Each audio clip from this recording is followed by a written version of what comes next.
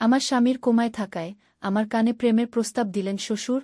আমি আঁতকে উঠলাম যখন আমার শ্বশুর দিলীপবাবু বললেন, স্বামীর গাড়ি দুর্ঘটনার পর হাসপাতালে শ্বশুর আর আমি 4 দিন ধরে একসাথে ছিলাম। কোমায় থাকা ছেলের জন্য আমি কাঁদছিলাম। একদিন ক্যাফেটেরিয়া থেকে ফিরে দেখি শ্বশুর ছেলের কানে ফিসফিস করছেন, বাবা, আমাকে মাফ করো, আমি বোমাকে তোমার থেকে ছিনিয়ে নিতে চাই। আমি ওকে আমার পত্নী করতে চাই। আমি দরজায় দাঁড়িয়ে শুনলাম, এবং সেদিনই বুঝলাম শ্বশুরের হৃদয়ে আমার স্থান। আমার স্বামী সপ্তাহখানেক আগে একটি গাড়ি দুর্ঘটনায় পড়েছিলেন। তিনি কোমায় আছেন, অবস্থা স্থিতিশীল কিন্তু সংকটজনক। আমি আর আমার শ্বশুর দিলীপবাবু সারাক্ষণ হাসপাতালে থাকছি, পালা করে খাওয়া দাওয়া করি। শ্বশুর খুব যত্ন করছেন, আমাকে সাহস দিচ্ছেন। সেদিন আমি ক্যাফেটেরিয়া থেকে কফি আনতে গিয়েছিলাম। ফিরে এসে দেখি শ্বশুর আমার স্বামীর কানের কাছে মুখ নিয়ে কি যেন বলছেন। আমি দরজার বাইরে দাঁড়িয়ে রইলাম, ভেবেছিলাম শ্বশুর প্রার্থনা করছেন। কিন্তু যা শুনলাম তাতে আমি স্তব্ধ হয়ে গেলাম। শ্বশুরবাবু, আমি দরজা ঠেলে ঘরে ঢুকে চিৎকার করে উঠলাম। আপনি কি বলছেন? দিলীপবাবু ঘুরে আমার দিকে তাকালেন, বিব্রত ও চকিত দৃষ্টিতে। বোমা, তুমি কবে এলে? আপনি আমার স্বামীকে কি বলছিলেন আমি শুনেছি। আমি রাগে কাঁপতে লাগলাম। আপনি কিভাবে এমন চিন্তা করতে পারেন? আপনার ছেলে কোমায় আছে আর আপনি কি? আমি আর লুকাতে পারছি না, বোমা। দিলীপবাবু ধীরে ধীরে আমার দিকে এগিয়ে এলেন। এই 4 দিনে তোমাকে দেখে আমি বুঝেছি, তুমি আমার জীবনের নারী। এই গল্পটি সম্পূর্ণ শুনলে আপনাদের পানি অটোমেটিক বের হয়ে যাবে, সো যত দ্রুত সম্ভব হাতের কাছে টিস্যু নিয়ে বসে পড়ো। বিছানার চাদর যেন নষ্ট না হয় সেটা সম্পূর্ণ খেয়াল রাখার অনুরোধ জানিয়ে গল্পটি এখন শুরু করব। তার আগে সর্বশেষ অনুরোধ, দয়া করে এমন পানি বের করার গল্প নিয়মিত শুনতে আমাদের চ্যানেলটি সকলেই সাবস্ক্রাইব করুন। ধন্যবাদ। হ্যালো বন্ধুরা, আমার নাম শ্রাবন্তী রায়। আমার বয়স 42 বছর। আমার স্বামীর নাম অনিন্দ রায়, বয়স 45 বছর। আমাদের 2 সন্তান, অর্ণব আর দীপা। অর্ণব 19 বছর বয়সী, কলেজে পড়ে। দীপা 12 বছর বয়সী, স্কুলে যায়। দিলীপবাবুর কথা শুনে আমার দৃষ্টি ঝাপসা হয়ে গেল। আমি পিছিয়ে গেলাম, হাত দুটো কাঁপছিল। আপনি কি বলছেন? আপনার ছেলে? আমার স্বামী এখানে লাইফ সাপোর্টে আছে আর আপনি কি? দিলীপবাবু হাতটা বাড়িয়ে আমার হাত ধরতে গেলেন। আমি হাত সরিয়ে নিলাম। বোমা, শোনো, তিনি মিনতি করে বললেন, আমি জানি এটা ঠিক সময় নয়, কিন্তু মৃত্যু যে কখন এসে দাঁড়ায় কে জানে। আমার মনের কথা না বললে হয়তো চিরদিনের জন্য লুকিয়ে থেকে যাবে। আমি এই অবিশ্বাস্য পরিস্থিতিতে কি বলবো ভেবে পাচ্ছিলাম না। এমন সময় নার্স ঘরে ঢুকলেন। তিনি আমাদের দিকে তাকিয়ে বুঝলেন যে কিছু একটা হয়েছে। সবকিছু ঠিক আছে তো? তিনি জিজ্ঞাসা করলেন। আমি সামলে নিলাম নিজেকে। হ্যাঁ, ঠিক আছে, বললাম ঠান্ডা গলায়। নার্স চলে যাওয়ার পর আমি দিলীপবাবুর দিকে তাকালাম। আমি আপনার সাথে একা থাকতে পারব না, আমি বললাম। আমি ডাক্তারকে বলবো যে আমাকে বাড়ি যেতে হবে। সেই রাতে যখন হাসপাতাল থেকে বাড়ি ফিরলাম, আমার মাথার ভেতর ঝড় বইছিল। 4 বছর হয়ে গেল অনিন্দর সাথে বিয়ে হয়েছে। দিলীপবাবু সবসময় আমার প্রতি সম্মান দেখিয়েছেন, কখনো অসম্মান করেননি। হঠাৎ করে এমন আচরণ কেন? আমার মন বলছিল এর পেছনে অন্য কোনো কারণ থাকতে হবে। বাড়িতে ফিরে দেখি অর্ণব আর দীপা টেবিলে বসে খাওয়া দাওয়া করছে। তারা আমাকে দেখে অবাক হল। মা, তুমি ফিরে এলে? অর্ণব জিজ্ঞাসা করল। বাবার অবস্থা কেমন? অপরিবর্তিত, আমি বললাম। আমি একটু বাড়িতে এসেছি। কাল সকালে আবার যাব। দাদু কোথায়? দীপা জিজ্ঞাসা করল। দাদু হাসপাতালে আছে, আমি বললাম। সেই রাতে ঘুমানোর চেষ্টা করতে গিয়ে আমি দিলীপবাবুর কথাগুলো ভাবছিলাম। এর আগে তিনি কখনো এমন ইঙ্গিত দেননি। বরং সবসময় আমাকে মেয়ের মতো স্নেহ করতেন। তাহলে হঠাৎ করে এমন পরিবর্তন কেন? কিছু একটা ভুল হচ্ছে বলে আমার মনে হচ্ছিল। পরদিন সকালে ঠিক করলাম সত্যিটা জানতে হবে। অর্ণব আর দীপাকে স্কুলে পাঠিয়ে আমি হাসপাতালে গেলাম। দিলীপবাবুকে দেখলাম অনিন্দর রুমের বাইরে, কফি মগ হাতে দাঁড়িয়ে আছেন। আমাকে দেখে তিনি অপ্রস্তুত হয়ে গেলেন। বোমা, তুমি এসেছ? তিনি অস্বস্তির সাথে বললেন। আমাদের কথা বলা দরকার, আমি দৃঢ় স্বরে বললাম। আমরা হাসপাতালের ক্যাফেটেরিয়ায় গেলাম। দিলীপবাবু চুপ করেছিলেন, যেন মনে মনে কথা সাজাচ্ছেন। বোমা, আমি গতকাল যা বলেছি তার জন্য দুঃখিত, তিনি শেষে বললেন। আমি জানি এটা অনুচিত ছিল। আমি বুঝতে পারছি না কেন আপনি এমন করলেন, আমি বললাম। আপনি অনিন্দর বাবা, আমার শ্বশুর। আমরা একটা পরিবার। দিলীপবাবু গভীর শ্বাস নিলেন। আমি তোমাকে সবকিছু বলবো, কিন্তু প্রথমে তুমি আমার সাথে একটা জায়গায় যেতে হবে। আমি দ্বিধায় পড়লাম। কোথায়? আমাদের পুরনো বাড়িতে। মনে প্রশ্ন জাগল, একই ফাঁদ নাকি সত্যিই কিছু রহস্য আছে? কিন্তু আমার অন্তর বলছিল দিলীপবাবুকে একবার বিশ্বাস করা উচিত। ঠিক আছে, আমি সম্মতি দিলাম। কিন্তু আমরা ফিরে এসে অনিন্দর কাছে থাকব।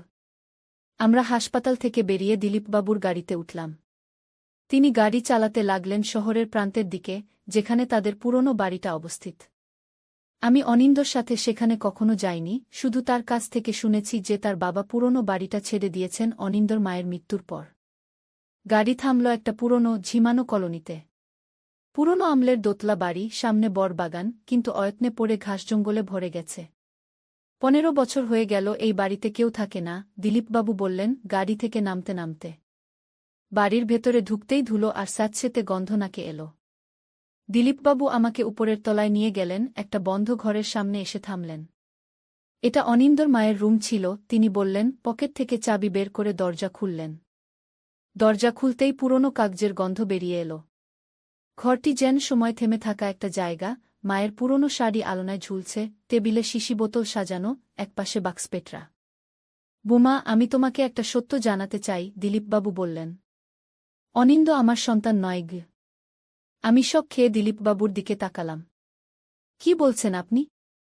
অনিন্দ আমার ভাইয়ের ছেলে। তিনি একটা পুরনো ড্রয়ার খুলে বললেন, একটা চিঠি আছে এখানে, সবকিছু লেখা আছে। দিলীপবাবু আমাকে একটা পুরনো হলদে হয়ে যাওয়া খাম দিলেন। আমি কাপা হাতে খাম থেকে চিঠিটা বের করলাম। চিঠিতে লেখা, প্রিয় দিলীপ, তোমাকে কখনো বলিনি, কিন্তু এই সত্য আমার বুকের ভেতর চেপে রাখতে আর পারছি না। অনিন্দ তোমার সন্তান নয়, তোমার ভাই দীপঙ্করের সন্তান। সেই রাতের ভুলের জন্য আমি চিরদিন অনুতপ্ত থাকব। দীপঙ্কর জানে না যে অনিন্দ তার সন্তান। আমি মারা যাওয়ার পর তুমি অনিন্দকে পরখ করে দেখো, তার মধ্যে তোমার ভাইয়ের চরিত্রের ছাপ পাবে। ক্ষমা করো, মালতী। আমার হাত থেকে চিঠিটা পড়ে গেল। একটা মিনিট, আমি বললাম, তাহলে আপনি বলতে চাচ্ছেন অনিন্দ আপনার ভাইয়ের ছেলে? আর এই ভাই দীপঙ্কর, তিনি কোথায়? বিদেশে, ক্যানাডায়, দিলীপবাবু বললেন। আমাদের ভাইদের মধ্যে যোগাযোগ নেই বলতে গেলে। আমি আবার চিঠিটা হাতে নিলাম। কিন্তু এর সাথে গতকালের ঘটনার কি সম্পর্ক? আপনি কেন আমাকে আমি তোমাকে আমার ছেলের বউ হিসেবে দেখি না, বোমা, দিলীপবাবু বললেন। তুমি আমার কাছে সন্তানের মতো। গতকাল আমি অনিন্দকে কি বলছিলাম শুনেছ? আমি ওকে বলছিলাম, বাবা, আমাকে মাফ করো, আমি বোমাকে তোমার থেকে ছিনিয়ে নিতে চাই না। ওকে আমি নিজের মেয়ের মতো দেখি। তুমি অর্ধেক শুনে ভুল বুঝেছ। আমি সত্যি বিভ্রান্ত হয়ে গেলাম। তাহলে আমি তোমাকে নিয়ে আসার কারণ অন্য, তিনি বললেন। আমি চাই তুমি সত্যিটা জানো। আমার অসুস্থতার কারণে আমি ভয় পাচ্ছি যে আমি হয়তো অচিরেই চলে যাব। তার আগে আমি চাই তুমি সব সত্য জানো। কোনো অসুস্থতা? আমি জিজ্ঞাসা করলাম। ডাক্তার বলেছেন আমার হার্টের সমস্যা, তিনি বললেন। এই কথা শুনে আমার চোখে জল এসে গেল। এতদিন দিলীপবাবু আমার অনিন্দর বাবা ছাড়াও অনেক বেশি কিছু ছিলেন। বিপদে আপদে তিনি ছিলেন পাশে, আমার মা বাবার মতোই। তার অসুস্থতার কথা শুনে আমার মন খারাপ হয়ে গেল। কিন্তু শ্বশুরবাবু, আমি বললাম, এসব কথা আপনি অনিন্দকে বলেননি কেন? কিভাবে বলবো, তিনি বললেন। ভেবেছিলাম আমার মৃত্যুর পর চিঠিটা পড়ে সব জানবে। কিন্তু দুর্ঘটনার পর মনে হল হয়তো আর সময় নেই। তাহলে গতকাল আপনি অনিন্দর কানে কি বলছিলেন? বলছিলাম, বাবা, আমি সত্যিটা বলতে পারিনি, তুমি আমার ভাইয়ের ছেলে। কিন্তু তুমি আমার কাছে সবসময় আমারই সন্তান। আমি তোমাকে ভালোবাসি। আমার চোখে জল এসে গেল। এতদিন এই সত্য লুকিয়ে রেখে দিলীপবাবু কি কষ্ট পেয়েছেন। আমরা ঘরে আরও কিছুক্ষণ থাকলাম। দিলীপবাবু আমাকে আরও কিছু চিঠি দেখালেন, পুরনো ফটো দেখালেন যেখানে দীপঙ্কর ও মালতীকে একসাথে দেখা যাচ্ছে। হঠাৎ মোবাইল বেজে উঠল। হাসপাতাল থেকে ফোন, অনিন্দর অবস্থার অবনতি হয়েছে। আমরা তাড়াতাড়ি হাসপাতালে ফিরলাম, উদ্বেগে ভরা মনে। অনিন্দর রুমে পৌঁছে দেখি ডাক্তার আর নার্সরা ব্যস্ত। আমরা বাইরে অপেক্ষা করতে লাগলাম। কিছুক্ষণ পর ডাক্তার বেরিয়ে এলেন। মিসেস রায়, তিনি বললেন, আপনার স্বামীর কার্ডিয়াক অ্যারেস্ট হয়েছিল, কিন্তু আমরা স্থিতিশীল করতে পেরেছি। এখন তিনি আগের চেয়ে ভালো আছেন, প্রতিক্রিয়া দেখাচ্ছেন। সম্ভবত তিনি শীঘ্রই জ্ঞান ফিরে পাবেন। আমি আর দিলীপবাবু রিলিফ পেলাম। সারারাত আমরা হাসপাতালে কাটালাম। ভোর 4টের দিকে নার্স এসে আমাদের ডাকলেন। মিসেস রায়, মিস্টার রায় জ্ঞান ফিরে পাচ্ছেন। আমি দৌড়ে গেলাম অনিন্দর রুমে। অনিন্দ চোখ খুলছিল। আমি তার হাত ধরে বসে রইলাম, চোখে জল। দিলীপবাবু দরজায় দাঁড়িয়েছিলেন, মুখে অদ্ভুত এক অভিব্যক্তি নিয়ে। পরদিন ডাক্তার বললেন অনিন্দর অবস্থা স্থিতিশীল, ইন্টেন্সিভ কেয়ার ইউনিট থেকে সাধারণ ওয়ার্ডে নেওয়া হবে। আমি ঘরে ফিরে ছেলে মেয়েকে সব খবর দিলাম। তারা খুশিতে লাফিয়ে উঠল। হাসপাতালে নিয়মিত যাওয়া আসা করতে লাগলাম। একদিন দিলীপবাবু আমাকে বললেন, বুমা, আমি অনিন্দকে সত্যিটা বলব। কিন্তু আগে তার সম্পূর্ণ সুস্থ হওয়া দরকার। আমি সম্মতি দিলাম। কিন্তু মনে মনে ভয় ছিল, এই সত্য জেনে অনিন্দর কী প্রতিক্রিয়া হবে। 3 সপ্তাহ পর অনিন্দ হাসপাতাল থেকে ছাড়া পেল। বাড়ি ফেরার পথে অনিন্দ বলল, আমার একটা অদ্ভুত স্বপ্ন দেখেছিলাম কোমায় থাকার সময়। বাবা আমাকে বলছিলেন যে আমি তার ভাইয়ের ছেলে। আমি আর দিলীপবাবু একে অপরের দিকে তাকালাম, অবাক হয়ে। সে পরের গল্প, আমি বললাম। আগে তুমি সম্পূর্ণ সুস্থ হয়ে ওঠো। বাড়ি ফিরে সবাই মিলে একটা ছোট্ট পার্টি করলাম। অর্ণব আর দীপা বাবাকে ফিরে পেয়ে খুব খুশি।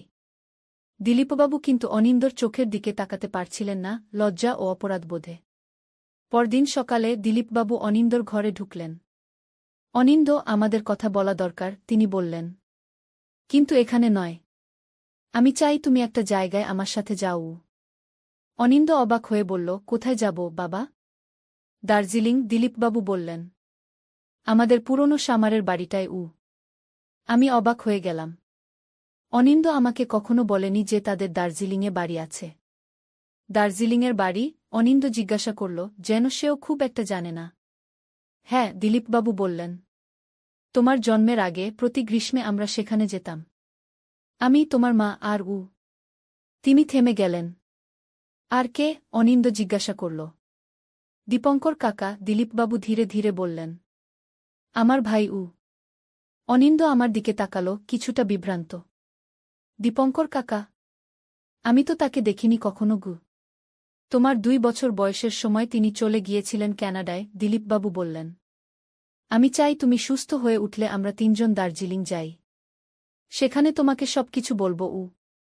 2 সপ্তাহ পর অনিন্দ সম্পূর্ণ সুস্থ হয়ে উঠল। আমরা 3 জন দার্জিলিং যাওয়ার প্রস্তুতি নিলাম। অর্ণব আর দীপাকে আমার বাবা-মার কাছে রেখে এলাম। দার্জিলিং যাওয়ার ট্রেনে আমরা 3 জন পাশাপাশি বসেছিলাম। অনিন্দ ট্রেনের জানালা দিয়ে বাইরের প্রাকৃতিক দৃশ্য দেখছিল, আর দিলীপবাবু চুপচাপ বসেছিলেন, যেন মনে মনে কিছু ভাবছিলেন। শ্বশুরবাবু, আমি ধীরে ধীরে বললাম, দার্জিলিংয়ের বাড়িতে কি আমরা অনিন্দকে সব বলব? দিলীপবাবু মাথা নাড়লেন। হ্যাঁ, কিন্তু তার আগে আমি আরও একটা চমক দিতে চাই। দীপঙ্কর সেখানে থাকবে। আমি চমকে উঠলাম। কি? কিভাবে? আপনি তো বললেন তার সাথে যোগাযোগ নেই। আমি মিথ্যা বলেছিলাম, দিলীপবাবু অস্বস্তির সাথে বললেন। আমরা নিয়মিত যোগাযোগে আছি। সে বছরে একবার ভারতে আসে, দার্জিলিংয়ের বাড়িতে থাকে। কিন্তু আমার কথা শেষ হওয়ার আগেই ট্রেন আরেকটা স্টেশনে থামল। দিলীপবাবু চুপ করে গেলেন। সারাপথ আমি ভাবছিলাম, এই পরিবারে কত রহস্য লুকানো আছে যা আমি জানি না।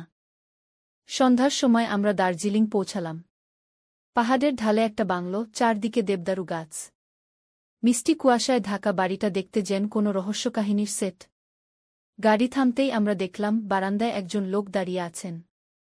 অনিন্দর চেহারার সাথে অদ্ভুত মিল, কিন্তু বয়স অনেক বেশি। দীপঙ্কর, দিলীপবাবু ডাকলেন। সেই লোকটি এগিয়ে এলেন। তোমরা এসে গেছ, তিনি বললেন, কণ্ঠস্বর ভারী। অনিন্দ অবাক হয়ে তাকিয়েছিল। আপনি আমার কাকা? দীপঙ্কর হাসলেন, কিন্তু সেই হাসিতে যেন কষ্ট ছিল। চলো ভেতরে যাই। ঠান্ডা পড়ে যাচ্ছে। বাড়ির ভেতরটা বেশ গরম ছিল, ফায়ারপ্লেসে আগুন জ্বলছিল। সবকিছু পুরনো স্টাইলে সাজানো, যেন সময় থেমে গেছে। কাঠের দেওয়ালে পুরনো ফটোফ্রেম, ইংরেজ আমলের আসবাবপত্র। আমরা বসার ঘরে বসলাম। দীপঙ্কর ঘরে ঢুকলেন 4 কাপ চা নিয়ে। চা, তিনি বললেন, দার্জিলিংয়ের চা গু। আমরা চা নিলাম। কেউ কথা বলছিল না। শেষে অনিন্দ ধৈর্য হারিয়ে বলল, কেউ কি আমাকে বলবে আমরা এখানে কেন এসেছি? দিলীপবাবু আর দীপঙ্কর একে অপরের দিকে তাকালেন। বলো দিলীপ, দীপঙ্কর বললেন। দিলীপবাবু গলা পরিষ্কার করলেন। অনিন্দ, তোমাকে একটা সত্য জানাতে হবে, তিনি বললেন। এই সত্য তোমাকে আঘাত দিতে পারে, কিন্তু আমরা চাই তুমি জানো। তোমার মা মারা যাওয়ার আগে আমাকে একটা চিঠি দিয়ে গিয়েছিল। সেই চিঠিতে লেখা ছিল, তুমি আমার ছেলে নও, তুমি দীপঙ্করের ছেলে গু। অনিন্দ কাপের চা ফেলে দিল। কি বলছেন আপনি? সে উঠে দাঁড়াল। বসো, শোনো, দীপঙ্কর বললেন। তোমার মায়ের সাথে আমার ভালোবাসা ছিল, কিন্তু আমি বিদেশে চলে যাচ্ছিলাম বলে আমরা বিয়ে করিনি। তোমার মা তখন দিলীপকে বিয়ে করল। কিন্তু বিয়ের আগে আমরা একসাথে সময় কাটিয়েছিলাম, সেই সময়ের ফল তুমি গু। অনিন্দ তার মাথা ধরে বসে পড়ল। এসব আমি বিশ্বাস করি না। এই দেখো, দিলীপবাবু একটা ডিএনএ টেস্ট রিপোর্ট বের করলেন। তোমার মায়ের মৃত্যুর পর আমি গোপনে টেস্ট করিয়েছিলাম। রিপোর্ট বলছে তুমি আমার ছেলে নও। অনিন্দ রিপোর্টটা হাতে নিয়ে দেখল, তারপর ছুঁড়ে ফেলে দিল। আমার সারা জীবন ভেবেছি আপনি আমার বাবা, সে দিলীপবাবুর দিকে তাকিয়ে বলল।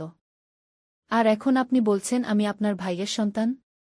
তুমি আমার কাছে সবসময় ছেলেই ছিলে অনিন্দ, দিলীপবাবু বললেন, চোখে জল। আমি তোমাকে ভালোবাসি উ। অনিন্দ দীপঙ্করের দিকে ফিরল। আর আপনি? আপনি কেন আমার কাছে আসেননি? আমি জানতাম না তুমি আমার ছেলে, দীপঙ্কর বললেন। সেই চিঠি তোমার মা শুধু দিলীপকে দিয়েছিল। আমি মাত্র 2 বছর আগে জেনেছি, যখন দিলীপ আমাকে বলেছিল গু। রাতভর আমরা উত্তেজিত আলোচনায় মেতে রইলাম। অনিন্দ অনেক প্রশ্ন করল, কখনো রাগে ফেটে পড়ল, কখনো নিঃশব্দে কাঁদল। আমি পাশে বসে তার হাত ধরে রইলাম। পরের দিন সকালে আমরা বাড়ির পেছনে একটা ছোট্ট কবরস্থানে গেলাম। সেখানে মালতীর কবর, বাগানের মাঝে ফুলে ঘেরা। তোমার মা এখানে থাকতে ভালোবাসত, দীপঙ্কর বললেন। মারা যাওয়ার আগে বলেছিল তাকে এখানে সমাধিস্থ করতে গু। অনিন্দ কবরের সামনে হাঁটু গেড়ে বসল। মা, কেন আমাকে সত্যি বলে যাওনি? সে বিটবিট করে বলল। সেদিন বিকেলে আমরা বাড়ির ছাদে বসেছিলাম, কাঞ্চনজঙ্ঘার দিকে তাকিয়ে। দীপঙ্কর অনিন্দর পাশে বসে তার হাত ধরলেন। আমি জানি এটা তোমার জন্য কঠিন, তিনি বললেন, কিন্তু আমি তোমার জীবনের অংশ হতে চাই গু। অনিন্দ কিছুক্ষণ চুপ করে রইল। আমার 2 বাবা, সে শেষে বলল, একজন যিনি আমাকে মানুষ করেছেন, আরেকজন যার রক্ত আমার শিরায়। আমি দুজনকেই ভালোবাসতে চাই উ। সেই সন্ধ্যায় দিলীপবাবু আমাদের দুজনকে ডেকে আরেকটা সত্য প্রকাশ করলেন। আমি তোমাদের বলিনি, তিনি বললেন, আমার হার্টের সমস্যা গুরুতর। ডাক্তার বলেছেন আমার হয়তো বেশি দিন নেই গি। অনিন্দ উঠে এসে তাকে জড়িয়ে ধরল। বাবা, না। আমি আপনাকে হারাতে পারব না গি। আমিও কাঁদতে শুরু করলাম। দীপঙ্কর উঠে গিয়ে কিছু কাগজপত্র নিয়ে এলেন। দিলীপ, তিনি বললেন, আমি একটা বিশেষজ্ঞের সাথে যোগাযোগ করেছি। তিনি কানাডায় থাকেন, হার্টের রোগের বিশেষজ্ঞ। তিনি তোমাকে দেখতে চান উ। দিলীপবাবু অবাক হয়ে দীপঙ্করের দিকে তাকালেন। তুমি এসব কি করছ? তুমি আমার ভাই, দীপঙ্কর বললেন। আমি তোমাকে হারাতে পারব না। তুমি আমার ছেলেকে লালন পালন করেছ, আমার ভুলের জন্য ক্ষমা করেছ। এটা আমার করা উচিত কি? পরদিন আমরা সবাই কলকাতায় ফিরে এলাম নতুন আশা নিয়ে। অনিন্দ তার 2 বাবাকে একসাথে পেয়ে খুশি, যদিও এখনও সব গ্রহণ করতে কষ্ট হচ্ছে তার। কলকাতা ফিরে আমরা যখন বাড়িতে ঢুকলাম, অর্ণব আর দীপাকে একজন অপরিচিত মহিলার সাথে বসে থাকতে দেখলাম। ওই যে মা এসেছেন, দীপা দৌড়ে এসে আমাকে জড়িয়ে ধরল। এই মহিলাকে? আমি জিজ্ঞাসা করলাম, অবাক হয়ে। আমি দীপঙ্করের স্ত্রী সুমিত্রা, মহিলাটি উঠে দাঁড়িয়ে বললেন। আমি শুনেছি সব, আমি এসেছি আপনাদের সাথে দেখা করতে উ। আমি তাকালাম দীপঙ্করের দিকে, তিনি মাথা নিচু করে দাঁড়িয়েছিলেন। সে আমাকে সবকিছু বলেছে, সুমিত্রা বললেন। অনিন্দ আমার স্বামীর ছেলে, আমিও তাকে চিনতে চাই গি। পরের কয়েক মাস ধরে আমাদের পরিবারে অনেক পরিবর্তন হল। দিলীপবাবুকে কানাডায় নিয়ে যাওয়া হল চিকিৎসার জন্য। দীপঙ্কর আর সুমিত্রা কলকাতায় থাকতে শুরু করলেন। অনিন্দ তার আসল বাবাকে চিনতে শুরু করল, কিন্তু তার কাছে দিলীপবাবুই ছিলেন সত্যিকারের বাবা। 6 মাস পরে দিলীপবাবু সুস্থ হয়ে ফিরে এলেন। সেই উপলক্ষে আমরা সবাই আবার দার্জিলিং গেলাম। এবার অর্ণব আর দীপাও সাথে ছিল। দার্জিলিংয়ের বাড়িতে বিশাল ডাইনিং টেবিলে আমরা সবাই বসেছিলাম। দিলীপবাবু উঠে দাঁড়ালেন। আমি দেখছি আমাদের পরিবার কতটা বড় হয়ে গেছে, তিনি বললেন, চোখে হাসি। একসময় ভাবতাম আমার জীবন শেষ হয়ে গেছে, কিন্তু আজ দেখছি এটা আরেকটা শুরু। দীপঙ্কর হাত তুললেন। আমি একটা ঘোষণা করতে চাই, তিনি বললেন। আমরা দার্জিলিংয়ের বাড়িটা একটা হেরিটেজ হোটেলে পরিণত করছি। এটা চালাবেন অনিন্দ আর শ্রাবন্তী গো। আমি আর অনিন্দ অবাক হয়ে তাকালাম একে অপরের দিকে। এইভাবে দীপঙ্কর বললেন, মালতীর স্মৃতি বেঁচে থাকবে, আর আমরাও সবাই বারবার এখানে আসতে পারব গো। সেই রাতে যখন সবাই ঘুমিয়ে পড়ল, আমি ছাদে গিয়ে তারা দেখছিলাম। অনিন্দ এসে পাশে দাঁড়াল। ভাবতে পারো, সে বলল, এতদিন আমরা কতটা মিথ্যার মধ্যে ছিলাম, কিন্তু এখন সেই মিথ্যা থেকে কত সুন্দর একটা সত্য বেরিয়ে এলো। আমি হাসলাম। জীবনে এমন অনেক রহস্য থাকে, আমি বললাম, কিন্তু শেষে সব রহস্যের সমাধান হয়। আমার জীবনের সবচেয়ে বড় সমাধান তুমি। অনিন্দ আমার কাঁধে হাত রাখল। আমি মাথা রাখলাম তার কাঁধে। দূরে পাহাড়ের চূড়ায় সূর্য উঠছিল, নতুন দিনের আলো ছড়িয়ে দিয়ে। স্বামীর কোমায় থাকার সময় আমার শ্বশুরের কথা শুনে আমি যে চমকপ্রদ রহস্যের সন্ধান পেয়েছিলাম, তা শেষ পর্যন্ত আমাদের পরিবারকে আরও গভীরভাবে একত্রিত করেছিল। সেই রহস্য ছিল না অশ্লীল বা লজ্জাজনক, বরং ছিল জীবনের জটিলতার একটি প্রমাণ, যা আমাদেরকে দেখিয়েছিল যে সত্য যতই কঠিন হোক না কেন, তা প্রকাশ করলে আমরা ভালোবাসার মাধ্যমে সব সমস্যা অতিক্রম করতে পারি।